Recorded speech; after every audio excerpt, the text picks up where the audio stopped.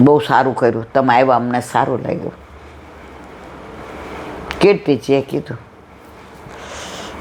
યશોદાજી, રોહિણીજી, અમે હરખ કરવા આવી. કે હેનો? એ કે અમે રાધાજીનું માગવું તમારા કાન કોવર આવે. યશોદાજીને તો આમ રોમાંચ કરાવે. મારો કાળિયો, એને રાધાજી બહુ ગમતી હતી ને મને તો એનાથી વધુ ગમે. હાલો માગવું આવ્યું, નક્કી થઈ ગયું. યશોદાજી ભોળા દોડ્યા અંદર મીઠાઈ લેવા.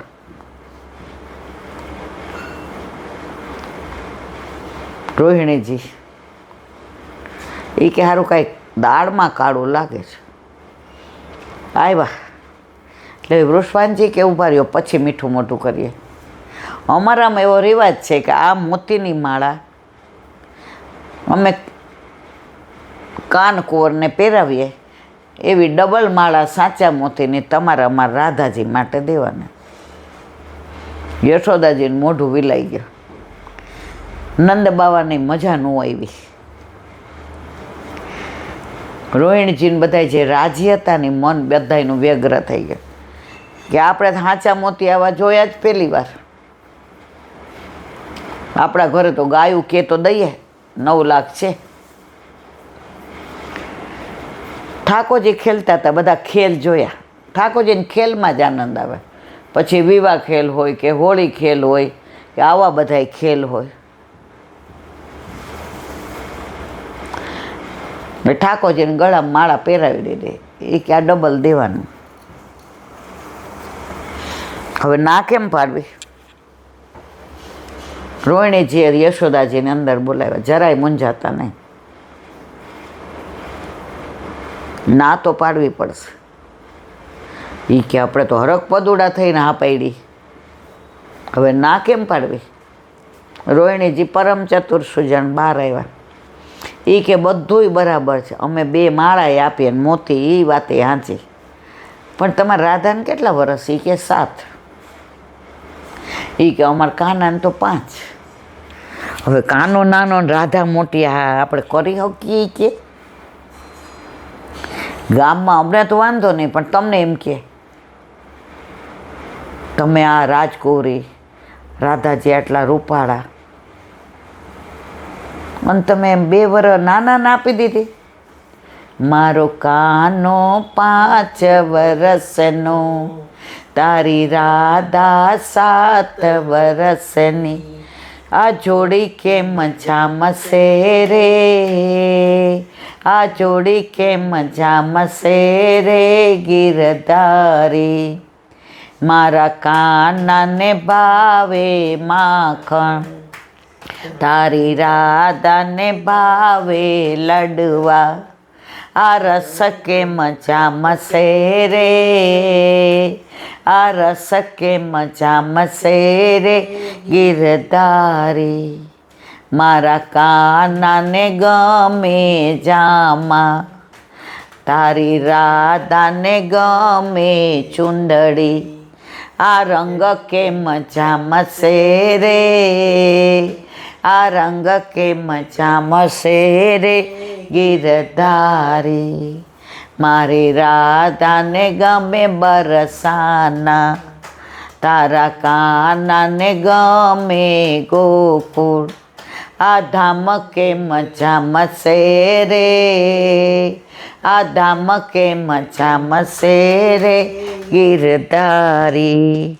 મારો કાનો કરે ઈશારા, તારી રાધા ભરે ઉચાળા.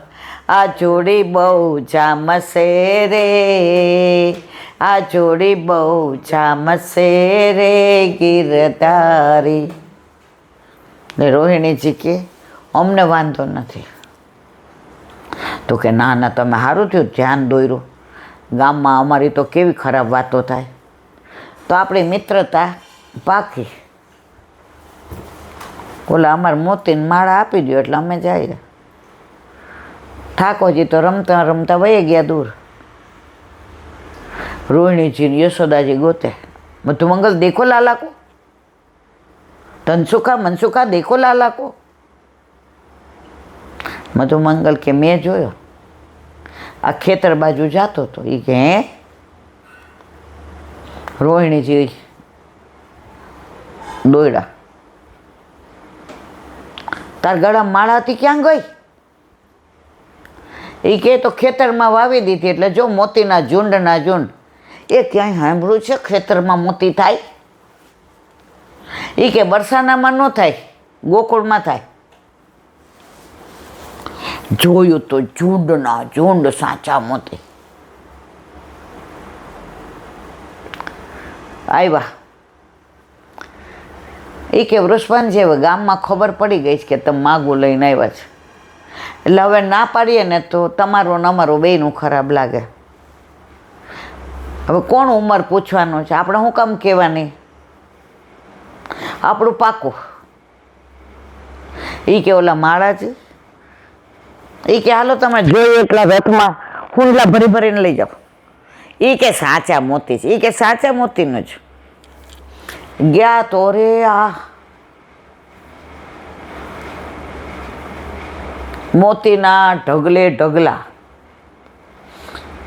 હવે ના કેમ પાડવી?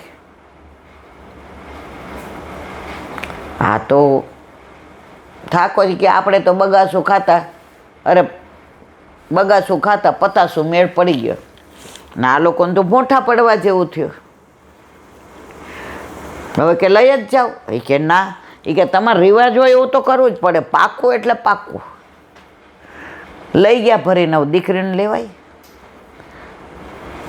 તો વચ્ચે મહેલ બનાવ્યો. શેનો? મોતીનો. નામ આપ્યું મોતી મહેલ. રાધાજી રાજી થઈ ગયા. કરવા ગયા તો આવડું પડી ગયું હવળું. સાચા પ્રેમમાં ક્યારેય વાંધો આવતો નથી. તો એ જે મોતી વાવ્યા હતા એ કુંડનું નામ પાડી દીધું મોતી કુંડ. ત્યાં ઠાકોરજીના બેઠકજી છે. એ વૃક્ષ અમે 2008માં દર્શન કર્યા. ઝીણા ઝીણા સફેદ મોતી તો એવું લાગે તોડીને પરોવી લઈએ. 12માં હતા, 18માં, પણ 22માં ગયા ત્યારે એ રિનોવેશન થતું હતું એટલે એ ઝાડ નહોતું. હવે હોય કે નહીં ખબર નથી. એ મોતી કુંડે ત્યારે બધું સુકાઈ ગયું હતું કારણ કે રીડેવલપ કરતા હતા. એટલે આ રસ આવે એટલે આ રસ. આ મોતી મહેલ જો શ્રીનાથજીમાંય છે, જતીપુરામાંય છે. સામનીજીનો મહેલ. કારણ કે મોતી ક્યાંથી આવ્યા હતા? નંદ બાવાને ત્યાંથી ને સાસરેથી. એટલે બરસાનામ ન લઈ જવાય. એટલે રસ્તામાં મોતી મહેલ, ત્યાં સામનીજી બિરાજે. તો વલ્લભકુળ સામનીજી ગણાય. તો શ્રીનાથજીમાં જે વલ્લભકુળ બિરાજે છે એને મોતી મહેલ. જતીપુરામાંય છે, જ્યાં વલ્લભકુળ બિરાજતો એને મોતી મહેલ કહેવાય. તો એ મોતી કુંડ એટલું રળિયામણું ને સુંદર હતું. હવે રીડેવલપ પછીની આપણને ખબર નથી. બોલો વલ્લભા મધુરાષ્ટક. આપણે નયન મધુરમનું વિવરણ ચાલે છે.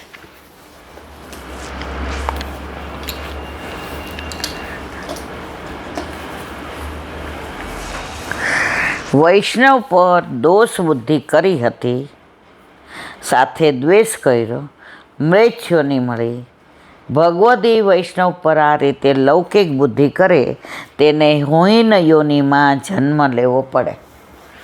ઠાકોરજી કે બધાના દોષ માફ કરું, વૈષ્ણવના દોષ ન થાય.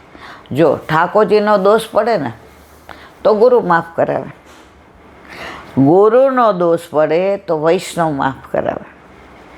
પણ વૈષ્ણવનો દોષ પડે તો કોણ માફ કરાવે? એ તો ભોગવે જ છૂટકો. ઓલા 4 કાલે આપણે વાંચ્યું ને, 4 જણા ઓલા ખંડનને મારવા આવ્યા. એ કે તું વૈષ્ણવને પીડસ હે? બને ત્યાં સુધી વૈષ્ણવના દોષ જોવા નહીં, કાઢવા નહીં કે બોલવું નહીં. ઉનકે મન કે વે જાને, મેરે મન જગદીશ. આ સમજીએ ને ત્યારે એમ તે સાચી વાત.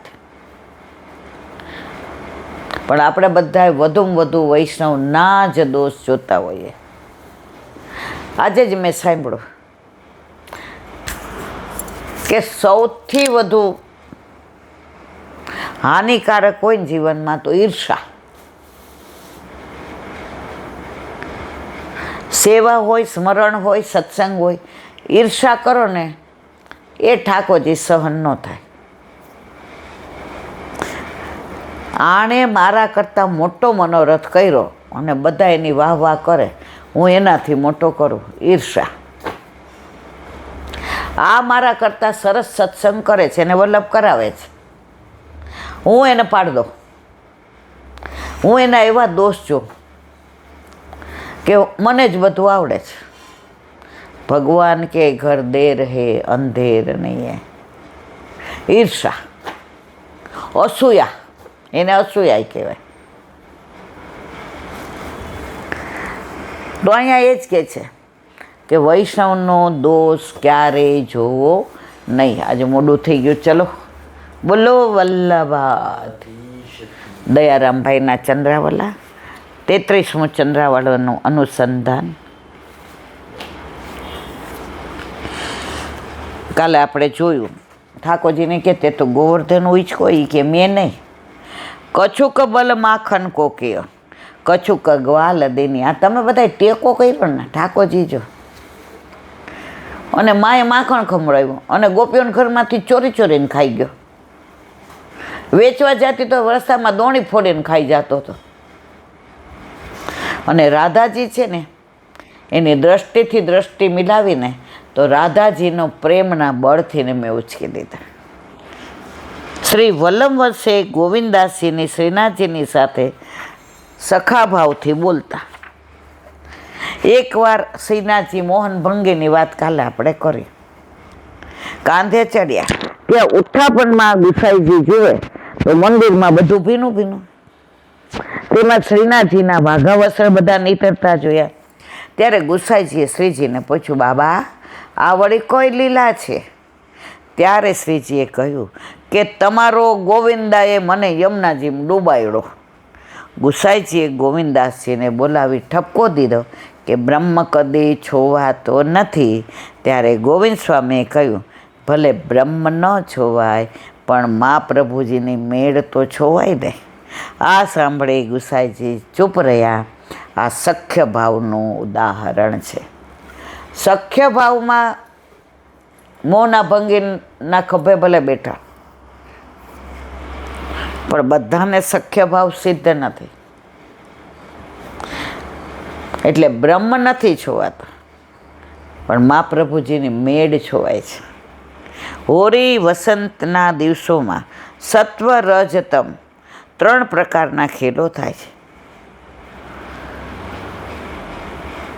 તે દિવસોમાં ખેલ વખતે શ્રી ઠાકોરજીના ચરણારવિંદ ઢાંકી રખાય છે.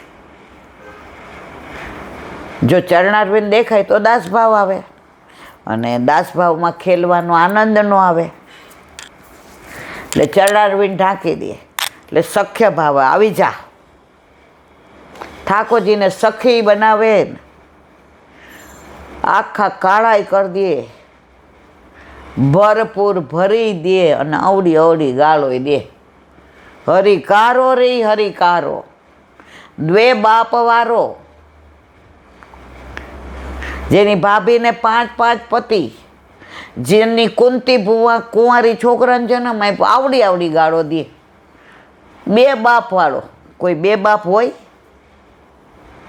સખ્ય ભાવ. કેમ કે ખેલમાં સખ્ય ભાવ છે ત્યારે ચરણારવિંદમાં દાસ્ય ભક્તિ છે. દાસ્ય ભક્તિથી ખેલમાં આનંદ રહે ને, ત્યાં તો બરાબરીનો ખેલ છે. વ્રજ નારીઓ પ્રાતઃકાળમાં ખેલનો સાજ લઈને નંદ ભવનમાં અચાનક પહોંચી જાય, નંદ રાણીને ઘેરી લે, તેમજ લાલા કનૈયાને પણ ઘેરામાં લઈ લે.